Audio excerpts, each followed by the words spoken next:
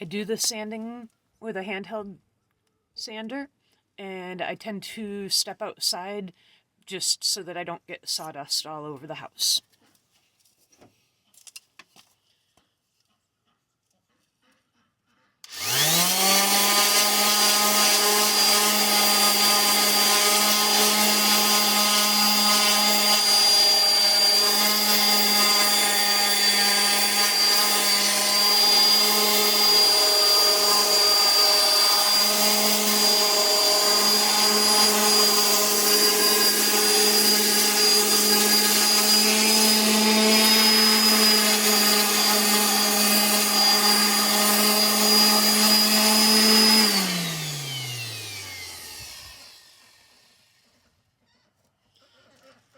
So now you can see that discoloration is pretty much gone, and we're ready to burn.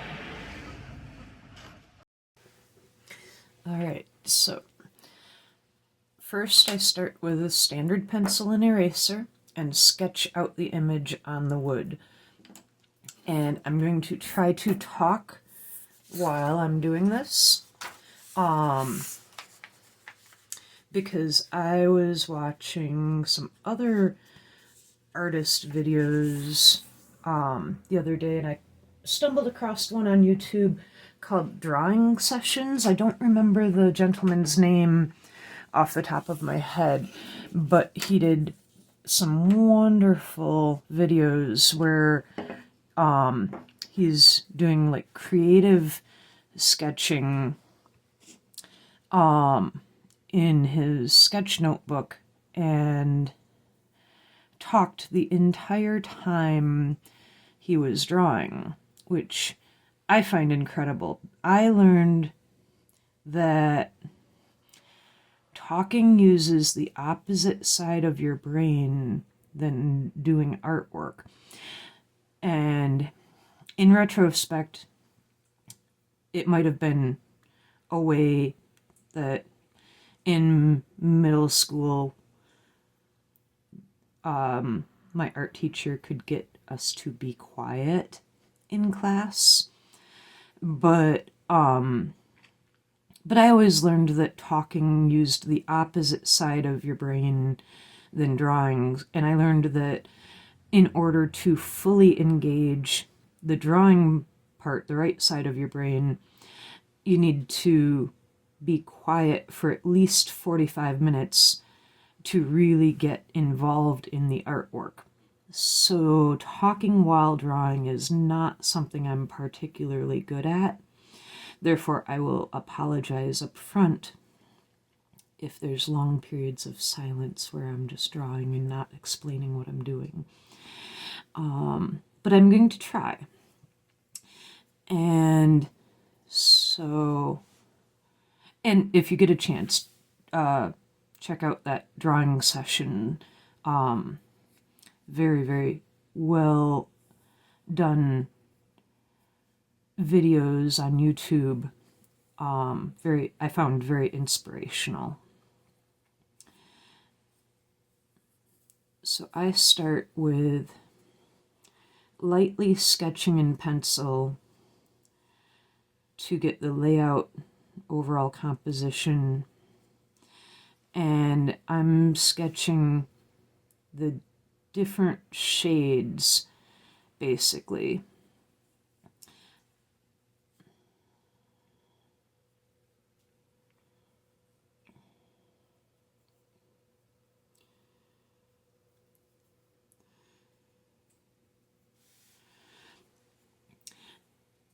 I did just sand this piece primarily at the top up here where it was discolored from the sunlight, but I did hit the entire thing with the sander just so that it would not have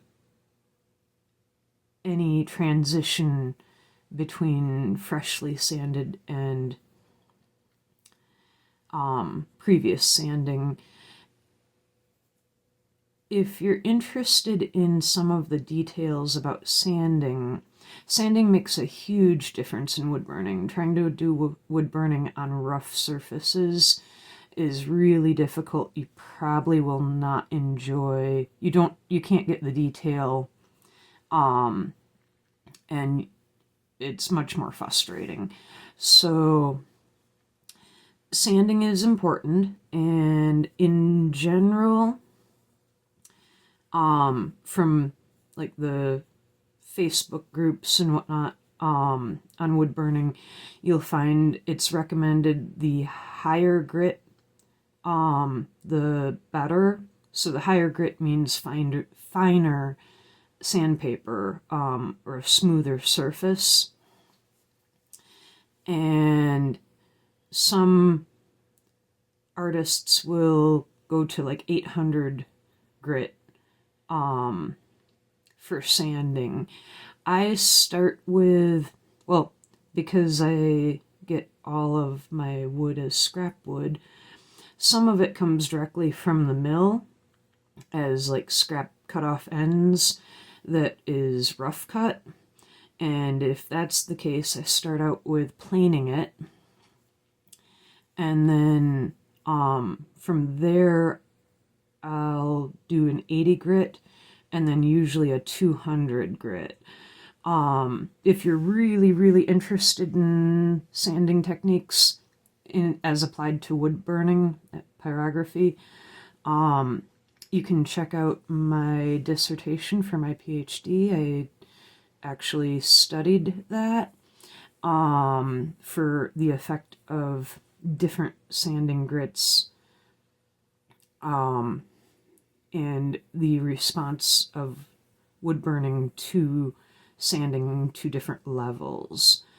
Or if you have really, insomnia and trouble sleeping at night, feel free to Google my dissertation, and it will definitely put you to sleep at night.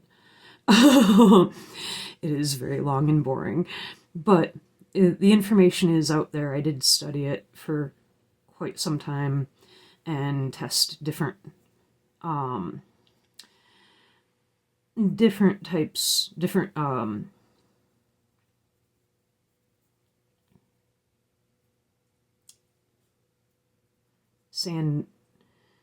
sanding grits to the response of like shading and line consistency, line thickness, darkness.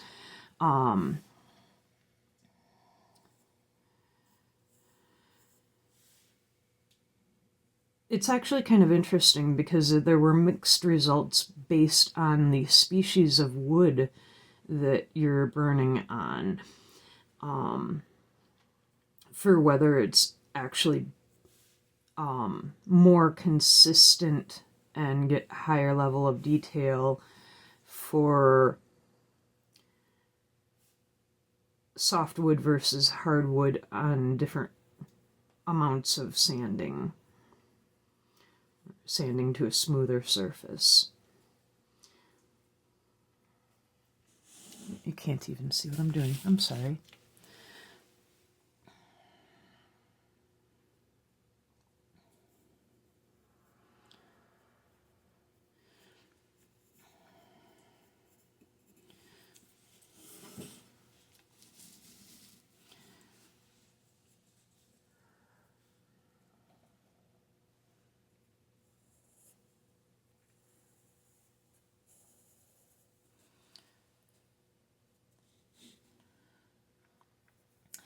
So when I'm sketching it out and when I'm working from my reference picture, I tend to print them out on 8.5 by 11 sheet of paper, black and white grayscale, partly because that's what I have access to at no charge, and partly because doing the grayscale helps me to understand how to transfer the image into pyrography, since I'm not working in color. And then I tend to fold the paper, and I tend to fold it into thirds, both horizontal and vertically. I did not do that for this one right now because this doesn't have a lot of complexity throughout the entire image. And I'm working on a very tall, narrow board right now. But in general, I will tend to fold my reference picture into thirds, vertically and horizontally. So I'll end up with, I believe, 2, 3, 4, 5, 6, 7, 8, 9 different squares to work from, which is basically very similar to working with the grid method, if you're familiar with that. Okay, so up here I have this big defect, probably a piece of included bark that chipped out by the looks of it, and I'm going to make this into this. So this will come out and around, something like that. And then you get the little lichens growing on there that are lighter.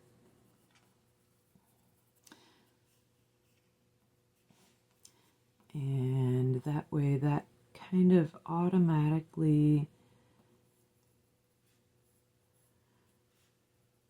just becomes part of the branch. I also really like this twig coming down.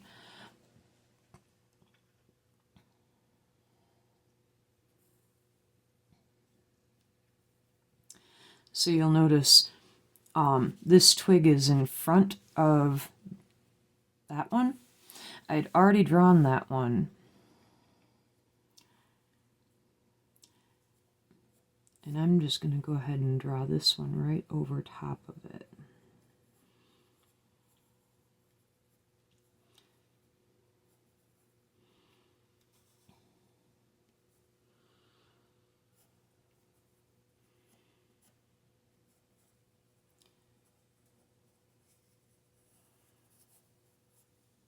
Okay, so, oh, forgot the wing. Okay.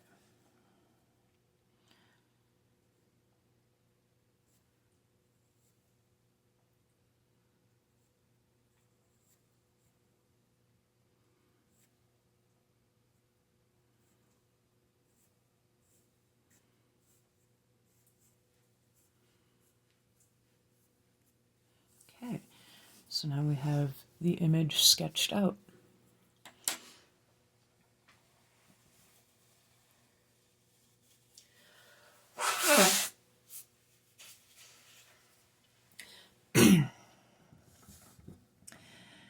I'm using a coal wood burner and a shading tip. This tip is polished. It's a fixed tip, so it's permanently connected to that entire pen. And the wood burner I have set at just a hair over 4 on a scale of 1 to 10, or 0 to 10. I'm going to turn it right down to 4. I'm on the heavy duty side of it. I usually start out a little bit more on the cool side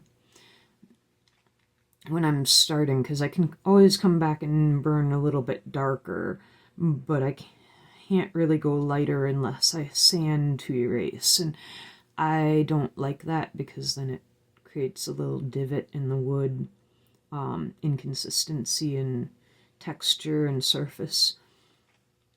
So I typically, once something is down, it's down. I don't erase in wood burning.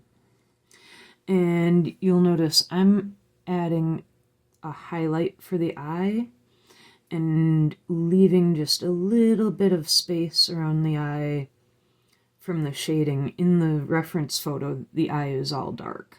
It's in shadow. But for my image, I want the eye to show through a little bit better. So, and you don't have to be exactly precise. You don't have to follow your reference photo. It is a guide, but it's there to help you. But it's important to know the animals or know the subject matter you're trying to depict. So I've worked with birds a lot, and I have a good idea of what a bluebird's eye looks like, and can indicate that in my picture even when the reference photo has it all in shadow. You've got these little teeny tiny feathers on the head, on its forehead. You want to indicate those little teeny tiny marks. Get that texture of fine feathers up on the forehead. And I'm going with the direction of the feathers here, just like if you're doing fur or hair on a dog or a person, you want to go in the same direction as it would go in real life. Indicate that texture. And I'm just barely touching with the tip of my wood burner here. One of the tricks with pyrography with wood burning is you don't have to press down hard. I do a lot of my shading based on the length of time that that tip is in contact with the wood. The longer you leave it in one place, the darker you will get it, the longer time it has to burn. So if you want it really dark, you go slower. And if you want it really light, you move the tip faster across the surface of the wood. And I find that gives me a lot more control than trying to play with the temperature setting on the wood burner itself. I rarely change that once I get going. Sometimes I will to get a real light area or a real dark area, but most of the time I control the amount of shading just by the time that the tip is in contact with the wood.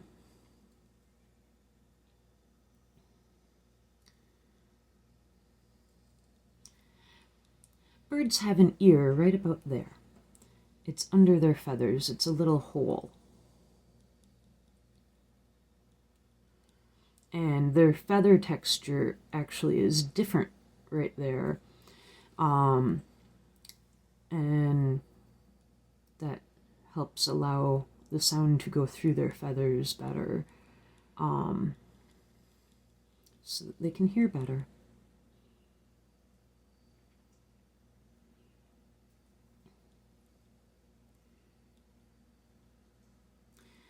So I'm using the tip here like a knife blade, and I'm using the sharp edge to get these fine, fine little feathers on the throat, neck, and breast.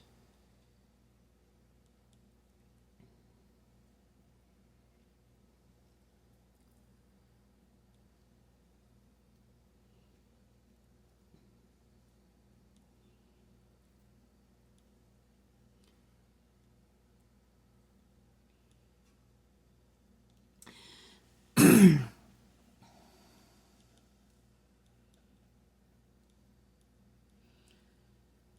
then for that darker there, I'm not changing the temperature setting at all. I'm just going a little bit slower to make that darker indication.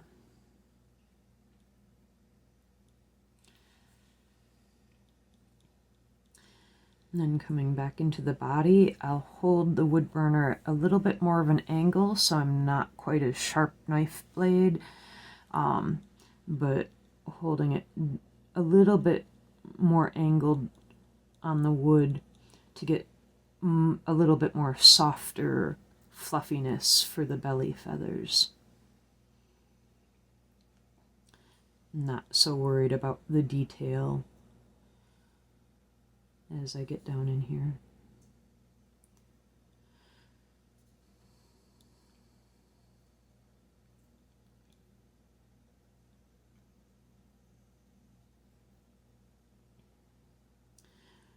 Bluebirds are amazing little creatures. The standard birdhouse that you see is typically a bluebird house. And they really, really need birdhouses to nest in.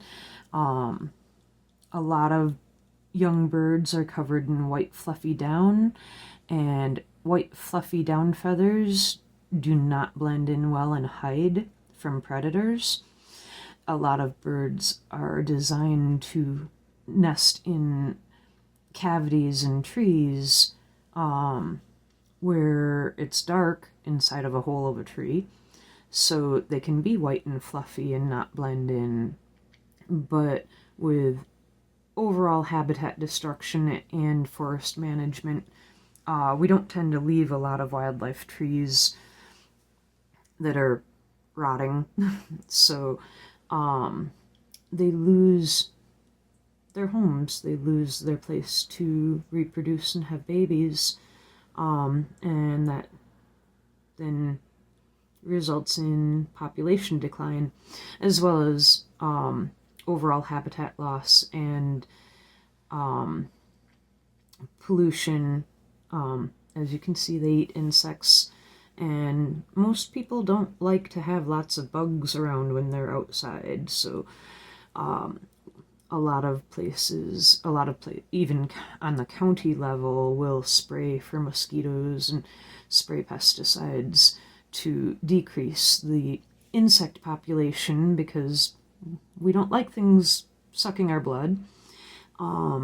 But it is really important to have a good, healthy insect population if we want these beautiful little birds around.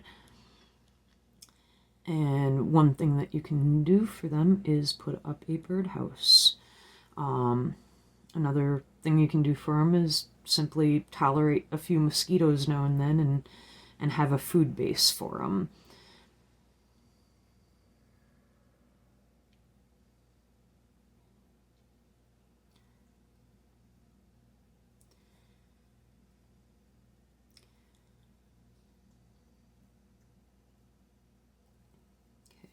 So my pencil line, I think, is making it look a little bit too fat.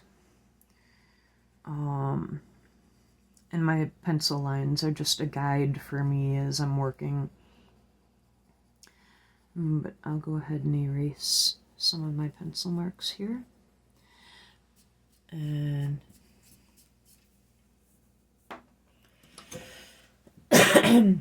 when I set down my wood burning tip, I always turn it off.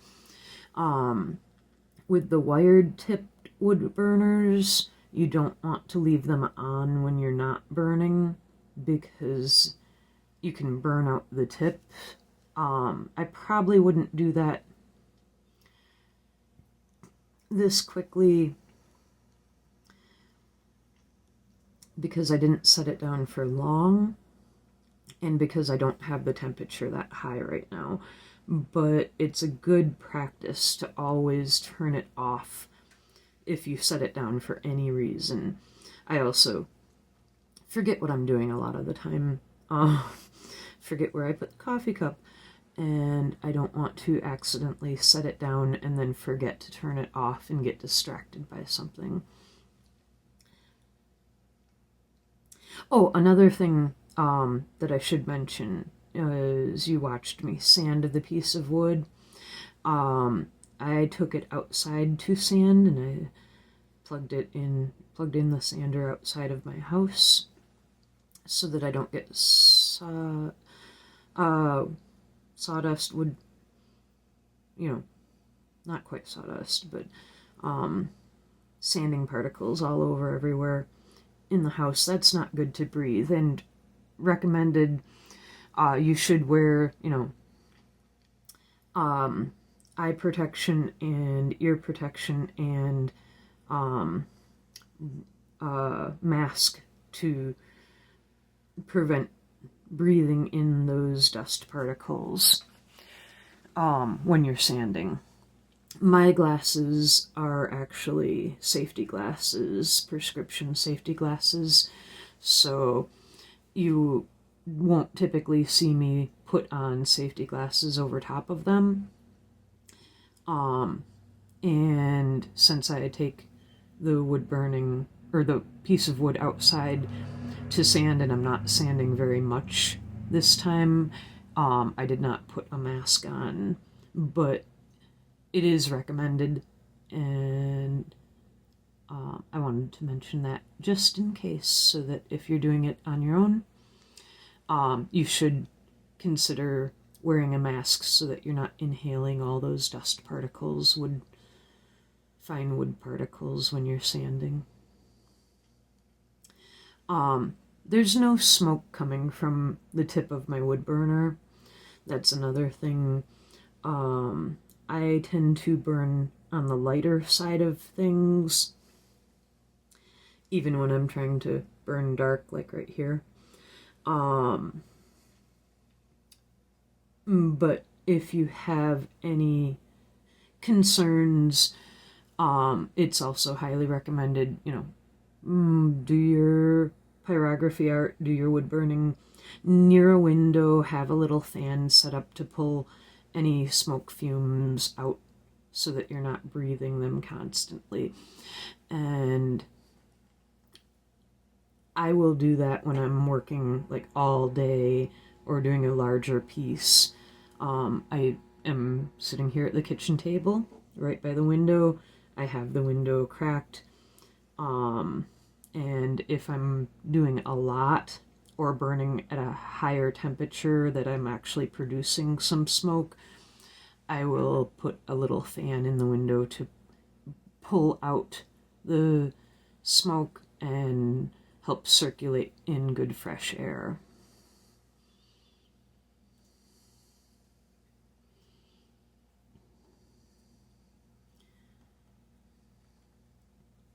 If you have any questions so far, please leave them in the comments. I try to respond.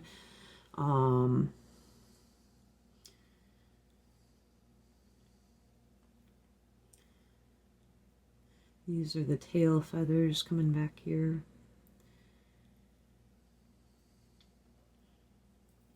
A lot of this just takes time.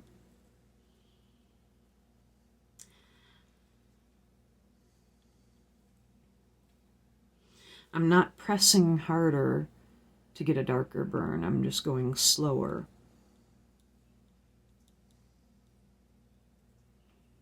Okay. And we want the little foot. The foot actually comes up into the feathers, or the leg comes up into the feathers there.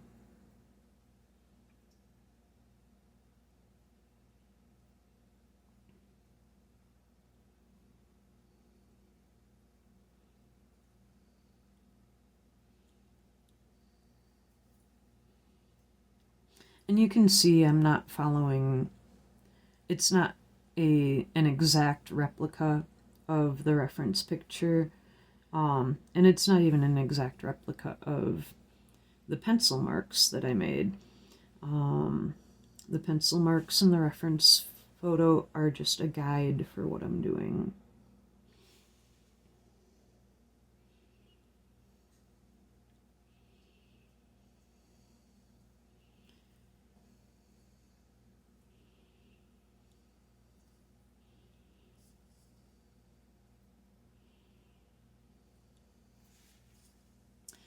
But you can see I put the back toe down a little bit further than my pencil marks, and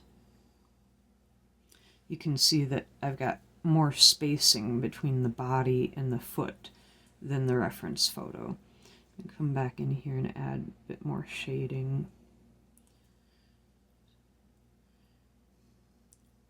That pushes the distance and gives it some body, some three-dimensional aspect to it.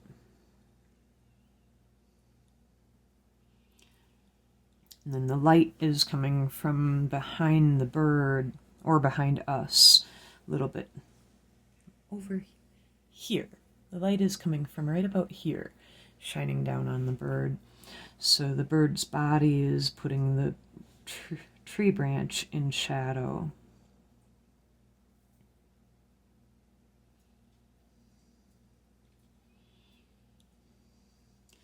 And that shadow wraps around because the tree branch is round, or somewhat so, has curvature to it.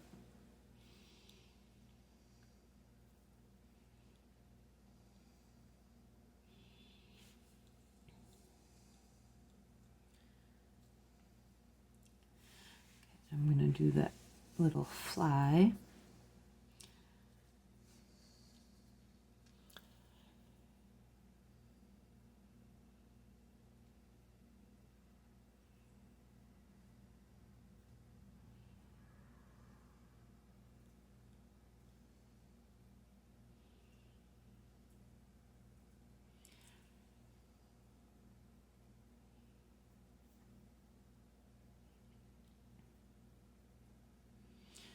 Okay.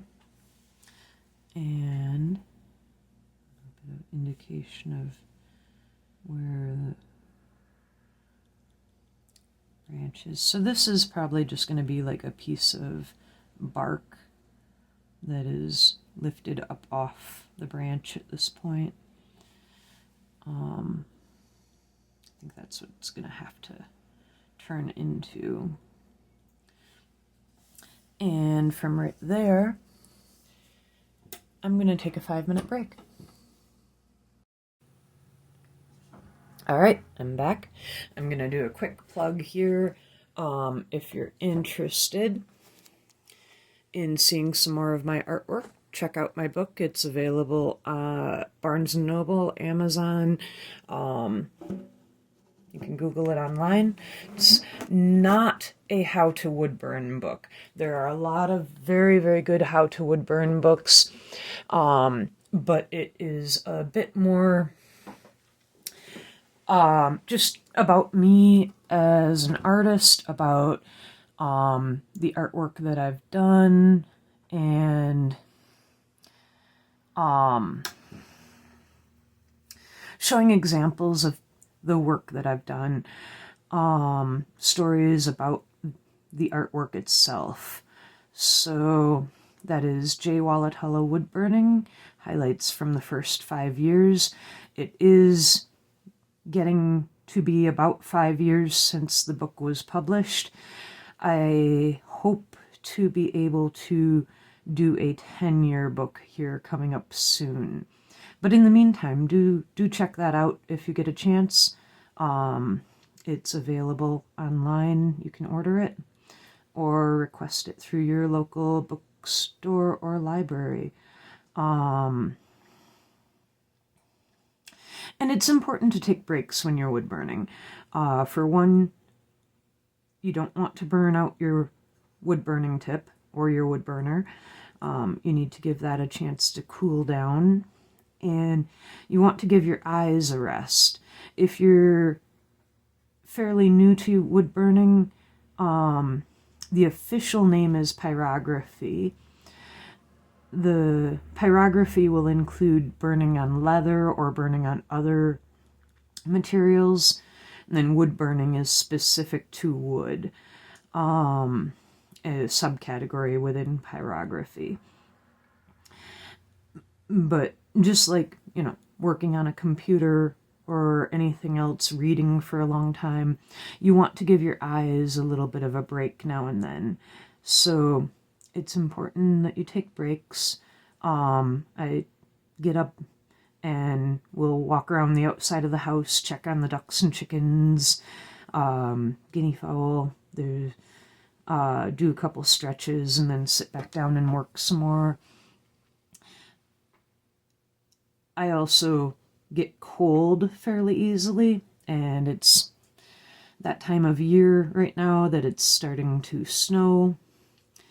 So sitting still for extended periods of time while I'm working, I tend to get chilled, especially my hands when I'm working like this and not moving very much. And if my hands get cold, then it gets very difficult for me to do the fine detail in the artwork. So I tend to take breaks and get up and move around a bit just to get some blood flow and get warmed up.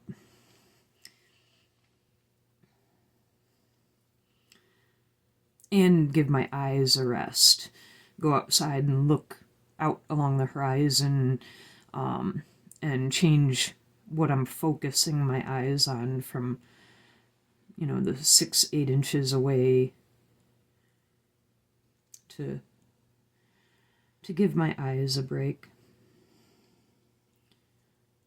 And they don't have to be long breaks, 5 minutes every 45 minutes or so. I tend to work in 50-minute chunks, probably because back in high school we were conditioned to do a 50-minute art class, sit down and work for 50 minutes, and then you get up and go to your next class. And so that's probably an old habit that I got into based on class schedules. So I'll typically work for about 50 minutes, about an hour, and then take a 5-10 minute break.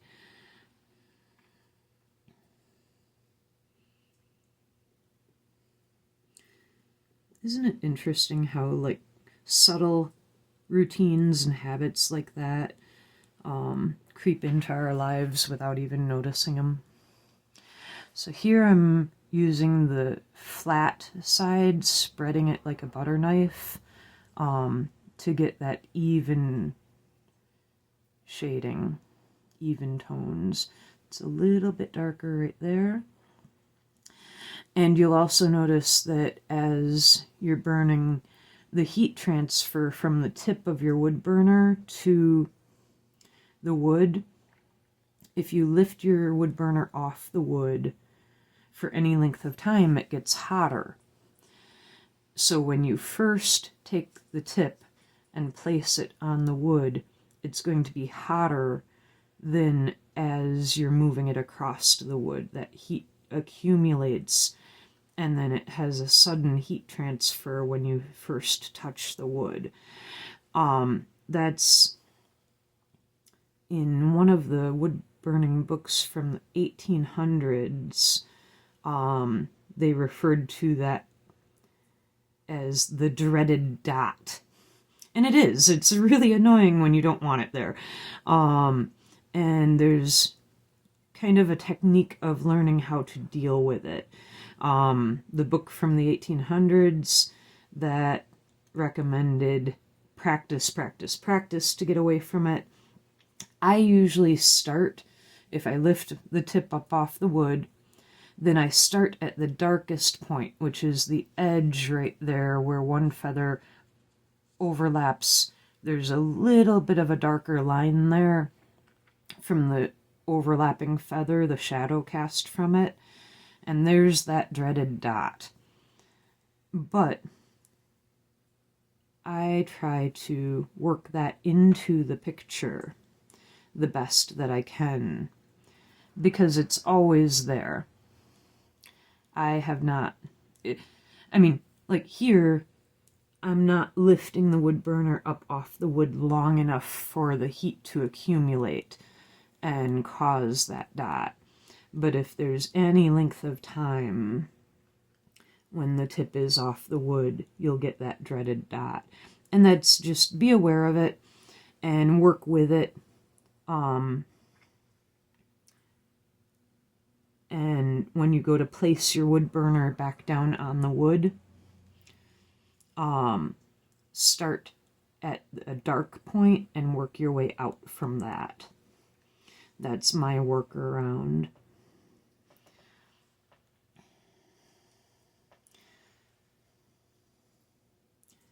a little bit more definition for those feathers.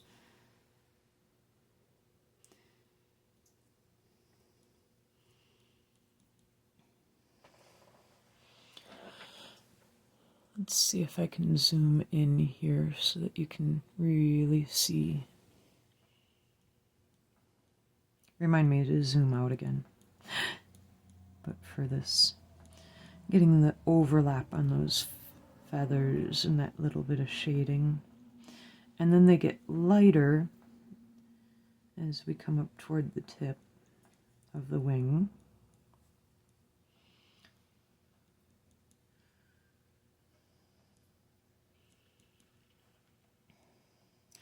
So these are your flight feathers, your lifting feathers. They produce the lift when the bird is flying. They also have this little group of feathers here, which helps for steering control.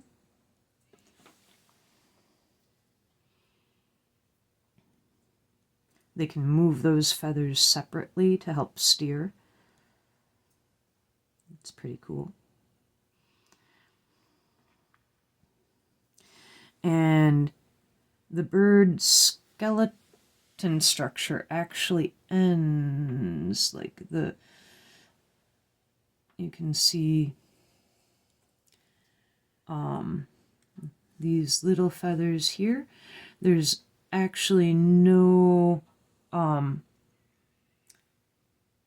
body out here. These feathers are connected right in here, and then it's all feathers out from there.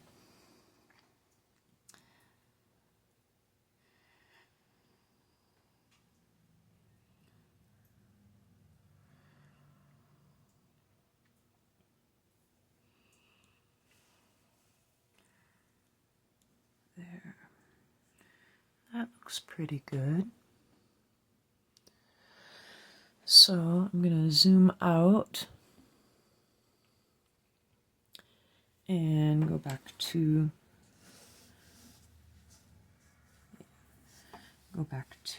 the branch. This is a good branch. Beautiful, beautiful dead piece of wood. Get some shadow cast around that insect hole where the insect ate the wood as it was leaving. It'd be a larval of something, maybe even a larval of that. That was living in and eating the wood at one point and burrowed its way out. The adult insect probably laid its eggs in the wood, and then the larval hatches out and eats its way out of the wood, creating these little holes. There's another one there. And these little like worm paths in the wood that you can see in different places here.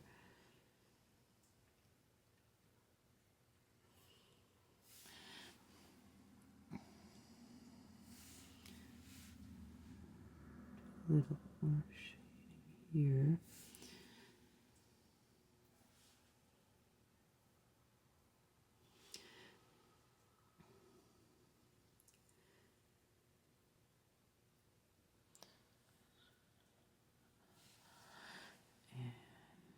This branch is further back, and in the photo it's slightly out of focus. I'm not going to worry so much about detail on that branch. You can see those little knobs. Those are called nodes. They're usually where there's a season transition while growing. So it's like a year's worth of growth in between those nodes along twigs like that. And then the smoother section in between the node from here to here is called an internode.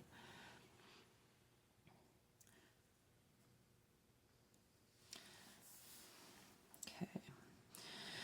And then I'm actually going to flip this upside down. I can do better control on my burn at the tip of the wood burner.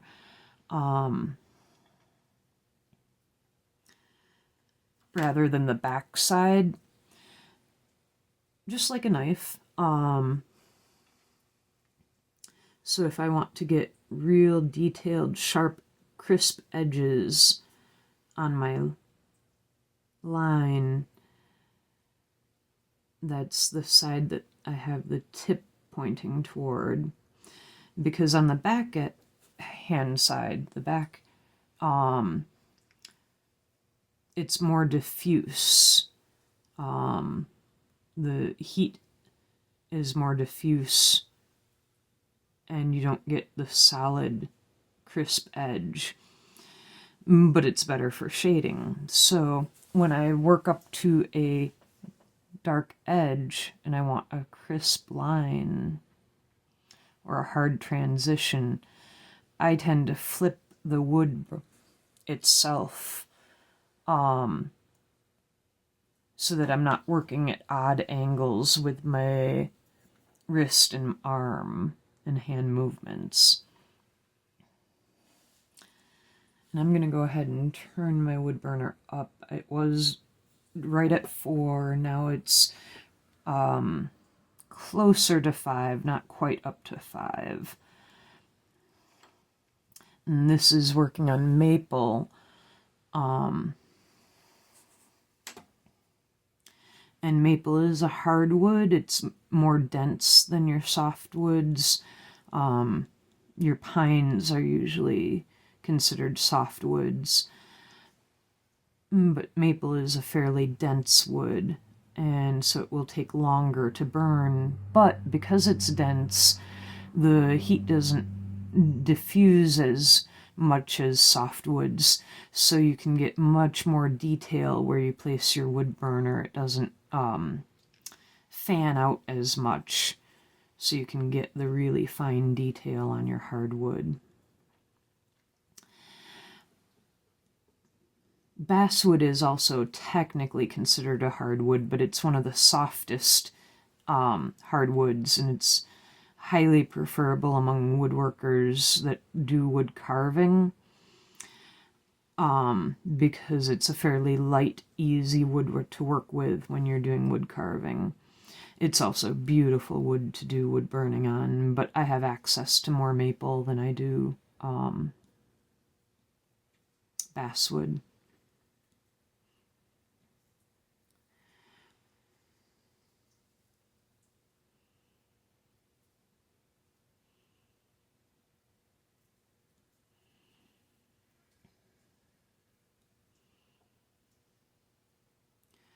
So you can see it, I'm elongating this section right in here compared to my reference photo.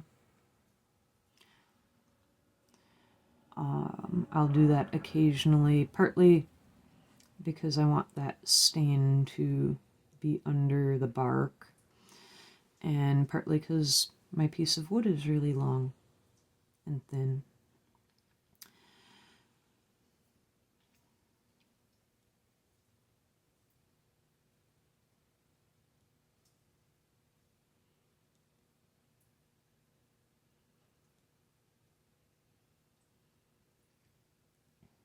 So this is just a practice in seeing.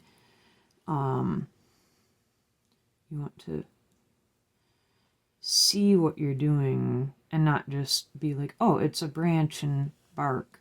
You want to really look at, well, there's a little bit of a crevice here, because every branch is different. The lighting is different. Every time you look at something, it will look slightly different. Not necessarily with reference photos, they're fairly static, but in real life, even just like the photons that reflect on your eyes will change what you're looking at. they've proven that in physics. So literally every single thing that you see is completely unique to you, and you will never see the same thing twice, because even just the act of looking at it changes it, which is pretty incredible. That when I get unmotivated about doing artwork, that's one of the things that helps me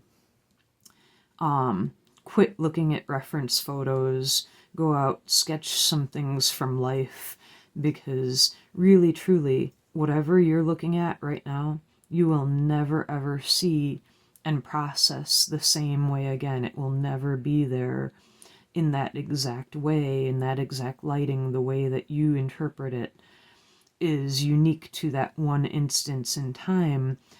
And that, to me, is a hugely motivating thing, to be, this is something that I will never get to see again, and I want to capture the mood and the feeling and this instance in time. That really helps me get out of a rut when I feel like, I don't know what I should draw today.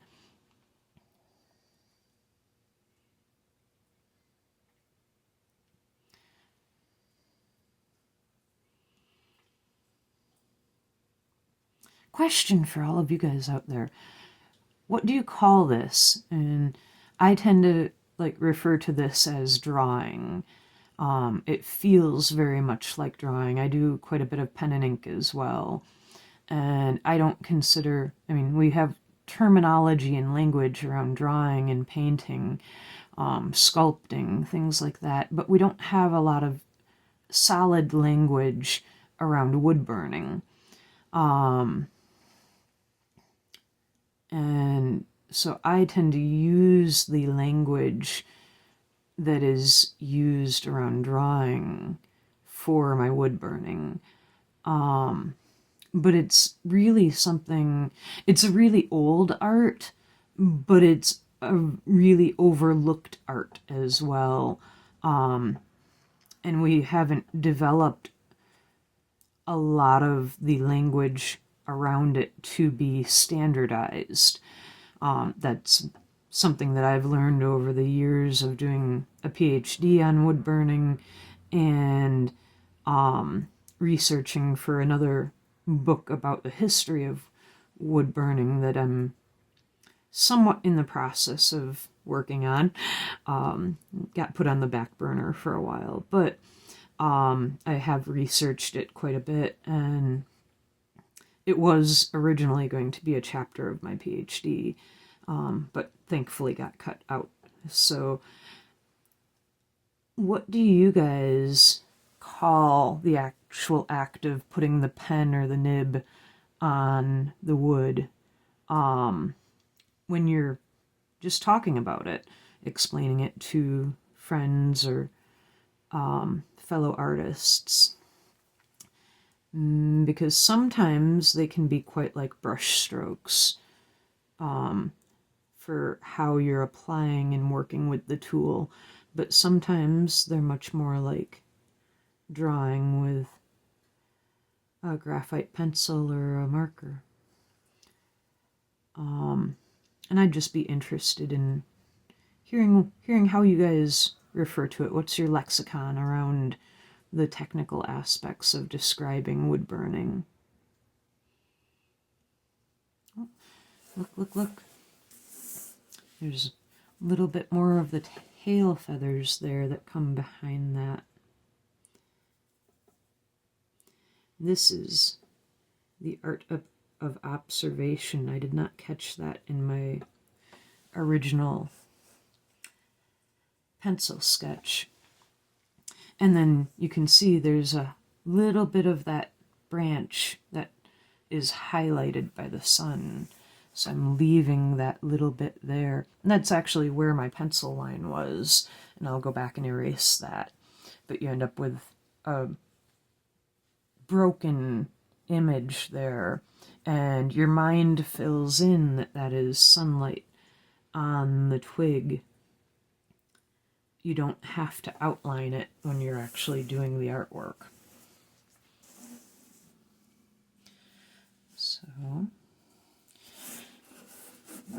to rearrange this briefly here.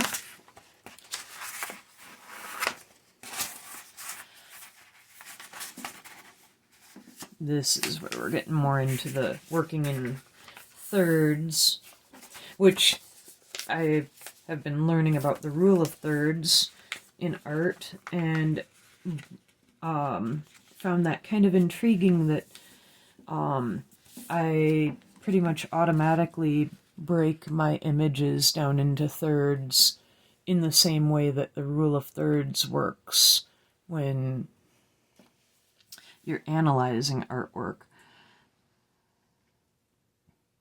I don't know if that means anything or not, but I thought it was interesting. So again, here I'm starting out with the darkest portion because of that dreaded dot, and I had the tip of the wood burner off the wood for a little bit there. So it's going to start out quite a bit darker. I don't want to go over top of that other line. So I'm going to erase that other line first. I've found that if I burn lightly over top of another line in graphite pencil, then it makes it very difficult to erase the graphite pencil afterwards. So I'll either burn over my pencil lines, or else I will burn around them, or I'll erase them right before I burn that area. If it's a very detailed and complex part of the artwork, and has a lot of lines to work from, I'll tend to erase them within, a centimeter of where I'm working, so that I still have the overall concept around me, kind of as a ghost image. But if I burn lightly over a pencil line, it becomes very difficult to erase those pencil marks after.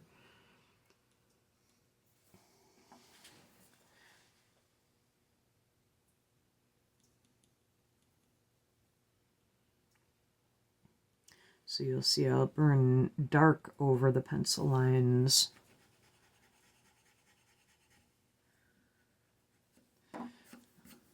But having them there right up until the point I burn helps me kind of visualize it.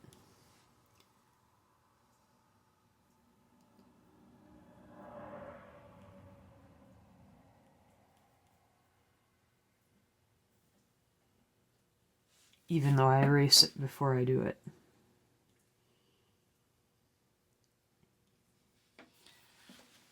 Okay. Oh, now we have that interesting thing over here. This thing going on over here. So I want this to kind of wrap around.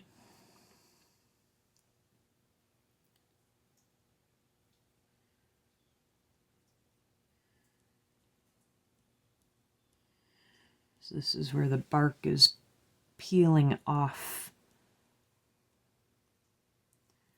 the wood underneath.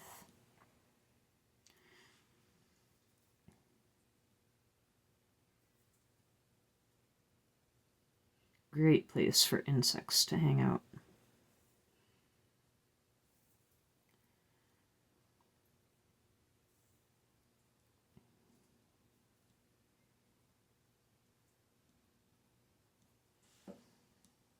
Get some of that texture.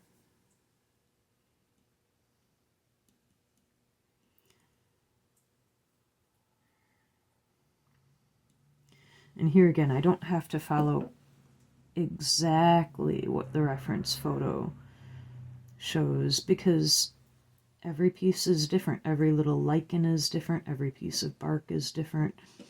So I want to kind of get the feel for what you're depicting. Look at lots and lots of examples and practice a lot. Then you can kind of go and not worry so much about, is it exactly like the one I'm looking at?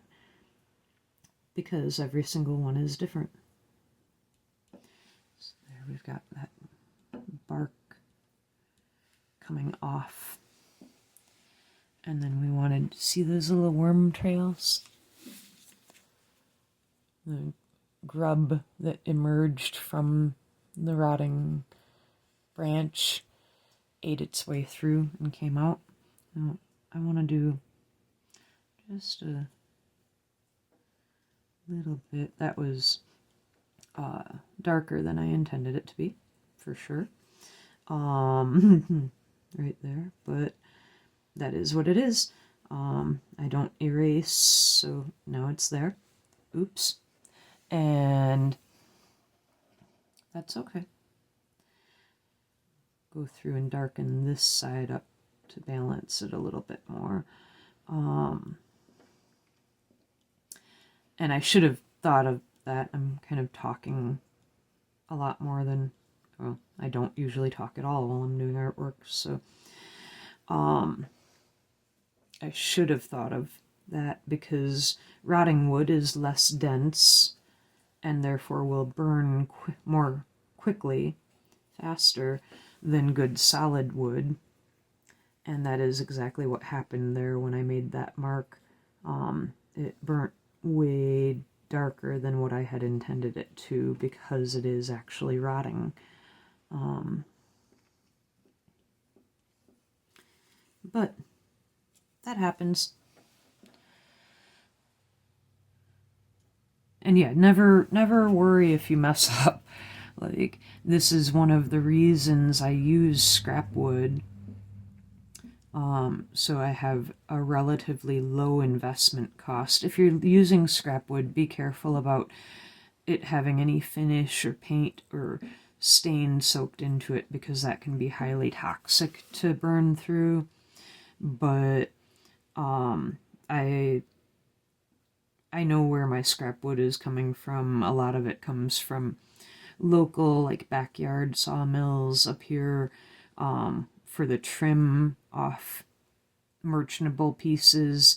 A lot of it comes from the lab that I work in, where we test strength qualities.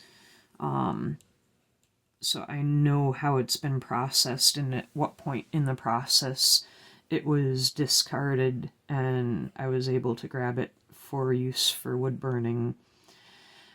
So I don't use anything that has any chemicals or finish or paint, because those would be highly toxic and bad to burn and bad to breathe while you're burning. So we have this one last little twig going across. Again, this one's not as detailed. It's further back, a little bit out of focus. So I'm not going to worry about the detail on this nearly as much. It's not our focal point in the artwork. And it's a little bit lighter, so it won't draw your attention away quite as much, but it will create some movement dynamic that's somewhat reminiscent of the bird's wing, for the movement through the piece.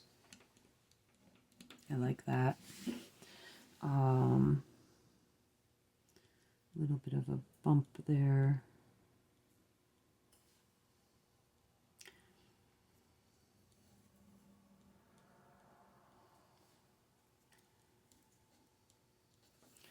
Let's see how that looks. So I've been working upside down.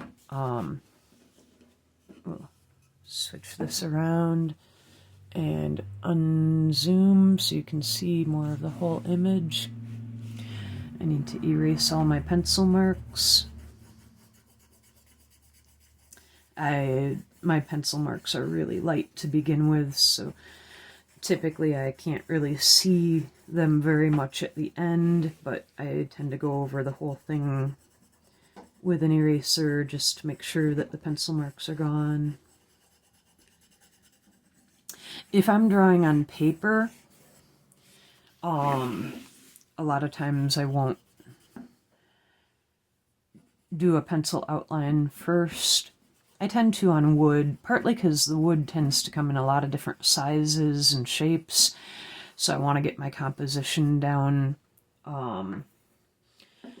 better before I start. Paper tends to come in fairly standard sizes to work on.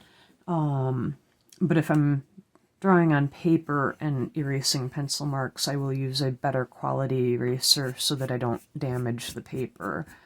The pink erasers tend to be fairly hard on the surface of the paper, but wood is a little bit more durable than paper, so pink erasers work fine for me with wood.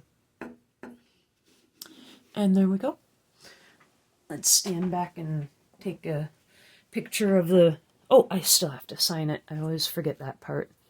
Okay, before signing it, I'm going to take off my shading tip, put on my writing tip, turn it on. The nice thing about the professional wood burners, I'm using a Coalwood Super Pro 2, is that they heat up extremely quickly. The solid tip wood burners take about 5 minutes to heat up when you're changing tips.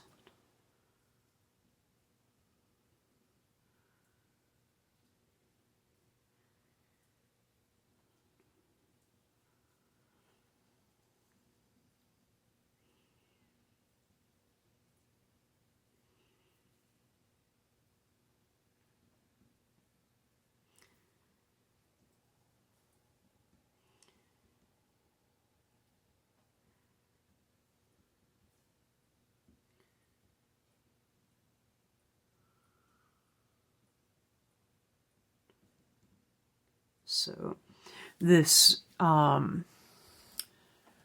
particular photo was a reference photo by the amazing and wonderful, excellent wildlife photographer Kathy Koenig. And then I put J. Walatalo and the year. I typically put right on the wood burning, either the front or on the back, who took the reference photo. I do a lot of artwork and I tend to forget if I don't put it right on the artwork itself. Not sure if that's totally appropriate for gallery settings. For some of my larger works, I'll usually put it on the back. Or if I don't put anything for reference photo, that typically means that it was my own reference photo. I have lots of my own reference photos as well, but I do like to spotlight other artists and other photographers, and collaborate and work with a lot of other people. Things always go better when you work in a team. All right.